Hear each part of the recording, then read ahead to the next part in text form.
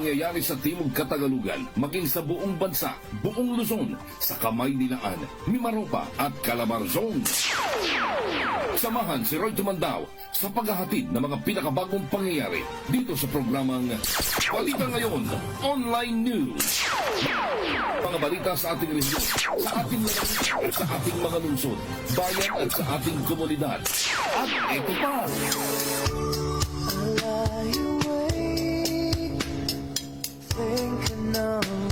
Kasama rin ang batian at musikahan. Kaya tayo na! Balita Ngayon Online News. Ang inyong kabalitaan, kamusikahan, Roy Tumandao.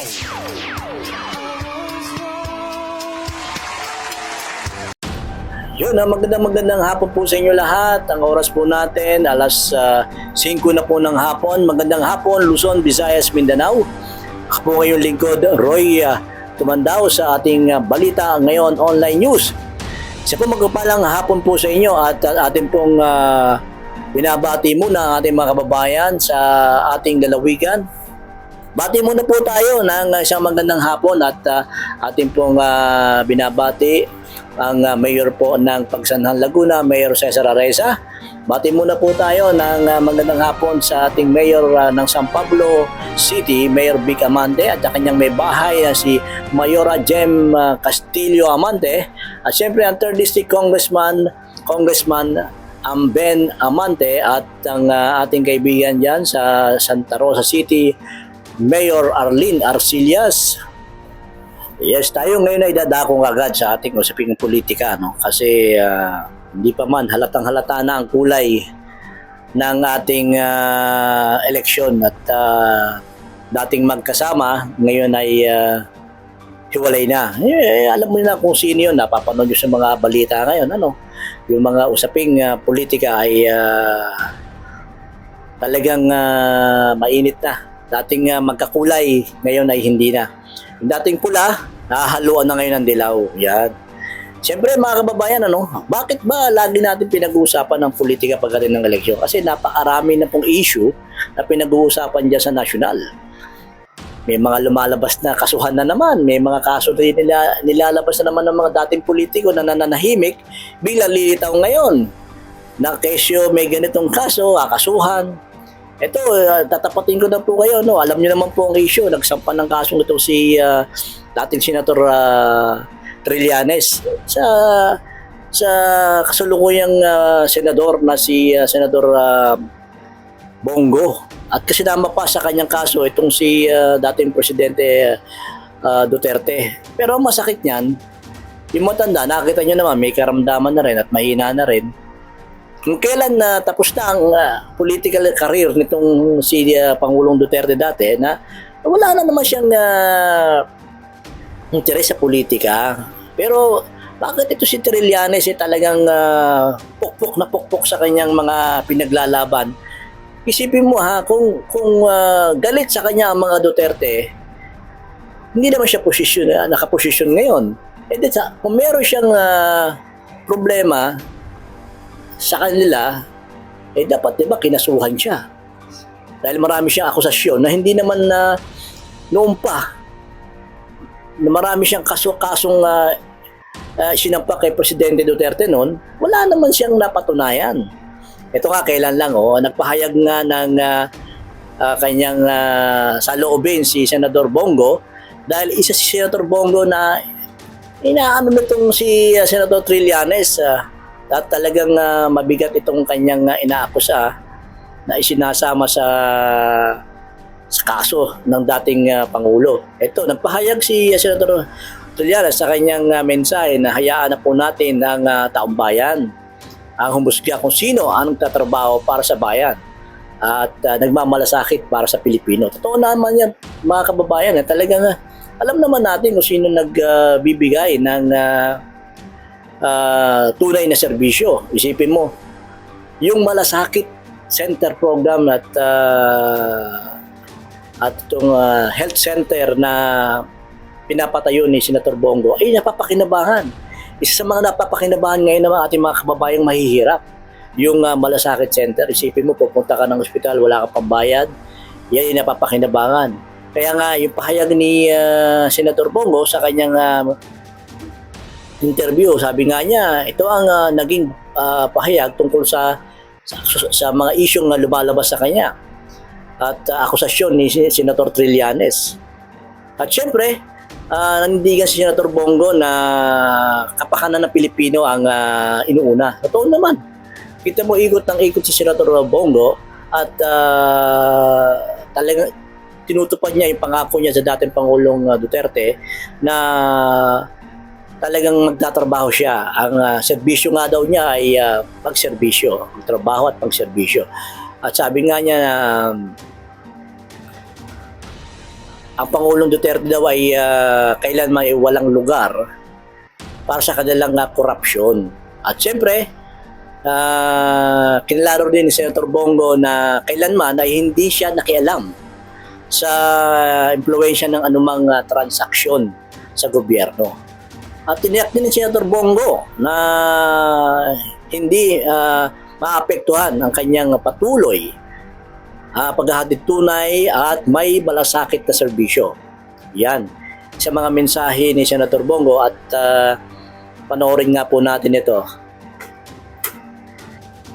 Unang-una, alam naman natin na panahon na po ng eleksyon sa ngayon. Uso yan eh. Uso yan eh. Nagiging tradisyon na yan sa iba na pipinturahan nila kami ng itim para sila nga pumote. Ayoko na pong mag-comment. Ako naman dito ay malinis po ang aking konsensya.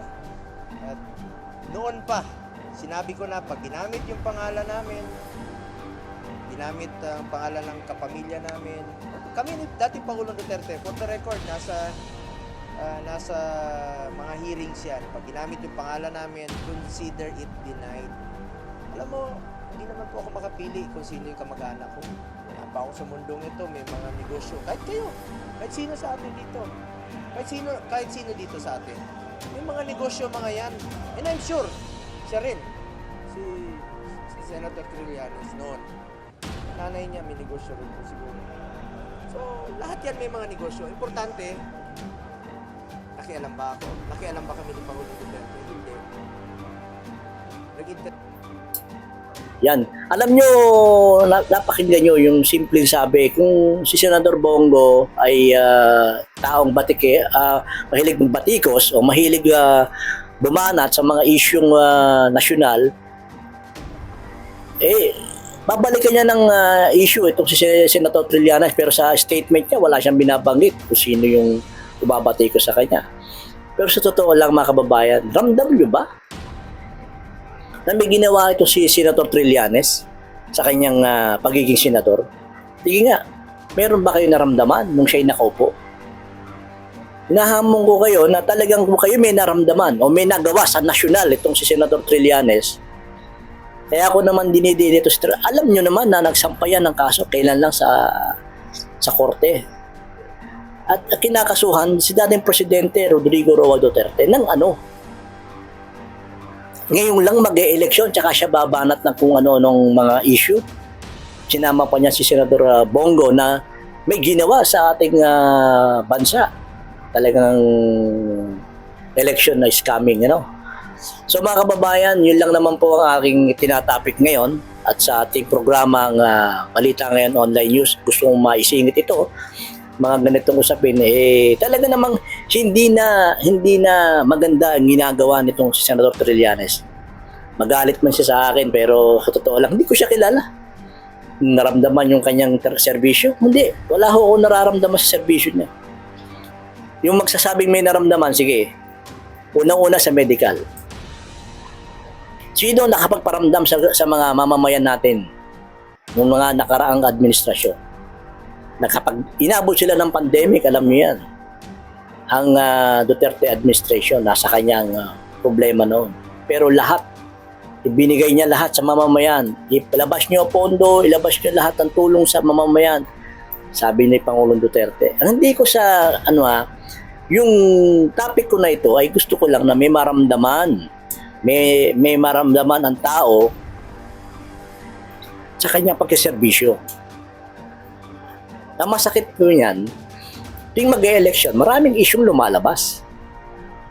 Hindi po ba? Na yung mga natutulog na kaso, yung mga hindi naman kaso, biglang magkakakaso. Hindi po ba? Meron dyan na taon na, hindi naman binubuksan yung kaso. Pero ito, mga kababayan, laging sinasabi ni Trillanes ay may anomalya. Sino ba ang mga kababayan na nagkagulo? Yun ang gusto ko lang po ipunto ay sa ating mga kababayan, hindi pa ba mulat ang inyong mga mata sa nangyayari sa gobyerno? Ngayon ba alam nyo yung sitwasyon ngayon ng gobyerno? Ramdam nyo ba sa inyong pamamahay yung serbisyo ng gobyerno ngayon? May pagbabago ba? Tanggapin natin sa katotohanan, itong nakaraang administrasyon, ang daming natakot ng mga masasamang elemento. Mapa-PNP, mapa-politiko, mapa-ano. Ang daming takot. Ngayon, mga kababayan, naglabasan ng snatcher, naglabasan ng droga, naglabasan ng kung ano ng mga kriminal. Hindi niyo po ba alam na kung bakit bumabalik ang mga ganitong krimen? Ang ibig pong sabihin, hindi na ulit natatakot ang mga kriminal. Yan po mga kababayan. Talagang hindi na natatakot. Siguro yung mga ganitong punto na sinasabi ko mga kababayan ay simple lang. Kung noon ay pag sinabing kriminal, talagang makikita mo mamamatay. Papatayin o mamamatay. Ngayon, magtataka ka, pati human rights, di ko maintindihan kung anong ginagawa. Isipin nyo, pagka ang gobyerno nagkasala, human rights. Pero yung mga kriminal, pag nagkasala at nakapatay ng tao, hindi mapa-human rights. Hindi po ba? Kaya sana mga kababayan, simple lang ang aking programang ito. Kaya ako nag-live stream at pag-usapan natin yung ginagawang issue ni Senator Trillanes kay Senador Bongo. Talagang kita mo yung statement ni Senator Bongo, hindi naman po siya nagsalita against si Senator Bongo. Kay Senator Trillanes. Nagpahapiyaw lang siya ng kanyang statement. Pero, sa statement niya, sinasabi niya na hindi niya intindihin yung mga naninira. Kung talagang kayo may katibayan, siguro dalhin niyo talaga sa korte or handa naman silang humarap. Pero napansin niyo naman ang kalagayan ni dating Pangulong Duterte. Ngayon, ang pinag-uusapan ngayon sa national ay itong issue about sa South China Sea. Kahit siguro sinong presidente ay nakakabahala yung ginagawa ng China. Anong ginawa ni Presidente Duterte noon? Nakisama siya sa mga China. Kasi alam ni Presidente Duterte noon pa na halos ang Pilipino at ang Pilipinas ay sakop na ng China. Hindi niyo po ba alam? Kaya hindi siya makaporma dahil wala tayong panlaban sa mga yan.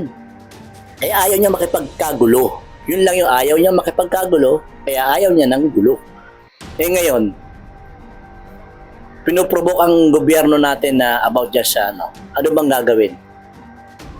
Darating ba tayo sa punto na magkakagera? Kaya nga po kahapon, nagsalita po si Senator Amy Marcos na maging kalma po tayo. Sinabi ni Senator Amy Marcos na bumusita po sa tanggapan sa bahay ni Mayor Vic Amante, nagsalita siya sa kanyang mensahe na hindi tayo pwede makipag-argue sa China. So naiisa ang kanilang sinabi ni dating Pangulo na hindi tayo pwedeng lumaban. Wala tayong armas. Pero ngayon, balita natin na talagang pinuprovoke ng gobyerno na labanan na itong China. Bakit? Sa palagay niyo po ba, kaya natin? Isipin niyo po ang sitwasyon ngayon natin Pilipinas. Ano uunahin ng gobyerno? Mag-armas? Magpalakas ng armas? O yung sikmura ng taong bayan? Ang uunahin po natin. Diba napaka ano naman ng gobyerno kung ang uunahin ay pagpalakas ng armas ngayong wala tayong kakayahan, wala tayong sapat na salapi. Kahit humingi tayo ng tulong sa ibang bansa, baka magkaroon pa tayo ng utang na loob. Ang tawag dyan, dapat diplomasya. Hindi galit, hindi sama ng loob ang ating pairalin. Hindi po ba mga kababayan? Akin lang naman siguro may magagalit dahil may gusto sa gobyerno, merong ayaw. Pero sana naman, itong mga politikong to, huwag na nagdagan pa ang mga issue. Ang daming problema ng gobyerno, ang dami. Papasok pa to si Senator Trillanes na kaso. Ibabalik pa kung ano nung kaso, isasampang kaso. Ito naman ang punto ko sa ating mga kababayan. Napapansin niyo po ba yung Malacanang ngayon ay napakaluwag sa mga dating kalaban ng kanyang ama? Kasi Ferdinand Marcos, na ang mga lumaban ay yung mga dilawan. Ngayon, pansinin nyo, sa mga social media account, sino kasama ng may bahay ni Pangulong Bongbong Marcos? Dalawang anak ni Chris Aquino. Nakadilaw pa siya. Hindi po ba? Tapos naglabasan na itong mga partidong dilawan. Ako, hindi ko siya, dilawan ang tawag sa kanila, pasensya na, pero yun ang kategorya nila, dilawan. Siguro, alamin nyo na lang po kung anong pagkataon nitong si Trillanes. Naging rebelyon, nagrebelde sa gobyerno, di ba? Kung anong ginawa yan, alamin nyo na lang siguro background. Pinapalabas nila, tama sila, sinasabi nila, nakikipaglaban sila sa ng military, kaya sila nagrebelde, mga problema nila sa militarisasyon, no, ganun. Pero hindi nakakatulong Wala naman natulong si Senator Trillanes, sa totoo lang. Siyensya na, pero yun ang opinion ko. Pero sana naman maging magtiyag at maging tayo. Ngayon lang po ako nag-live, pero susunod-sunurin ko na kayo pagka nakita kong meron kayong pagkukulang. Ako, boses lang ng ating mga kababayan ng ating pinararating. Isipin nyo, nagkatrabaho si Senator Bongo. Yung Malasakit Center na yan, maraming pinakinabang. Pero sinisilip at binubutasan ni Senator Trillanes kung ano mga kinakaso. So mga kababayan, no, tayo po'y pansamantala magpapaalam sa oras na ito ay tayo po yung papaalam pansamantala at meron po tayong mga susunod pang mga programa dito sa aking live stream sa balita ngayong pahayagang dito sa online sa ating mga dyaryo. Tayo po papahayag ng ating saloobin kung ano po nangyayari ngayon sa gobyerno. At salamat po sa mga nakinig at nanood sa aking live stream. Tayo po magsasama-sama sa mga susunod na araw. Magandang hapon po sa inyo lahat. Mga pangyayari sa Timog Katagalugan, maging sa buong bansa, buong Luzon, sa Kamay Dilaan, Mimaropa at Calabarzon. Samahan si Roy Tumandao sa paghahatid ng mga pinakabagong pangyayari dito sa programang Balita Ngayon Online News. Mga balita sa ating rehiyon, sa ating lalawigan at sa ating mga lungsod, bayan at sa ating komunidad. At ito pa!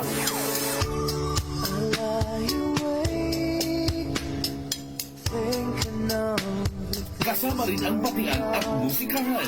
Kaya tayo na. Balita Ngayon Online News. Ang inyong kabalitaan, kamusikahan, Roy Tumandao.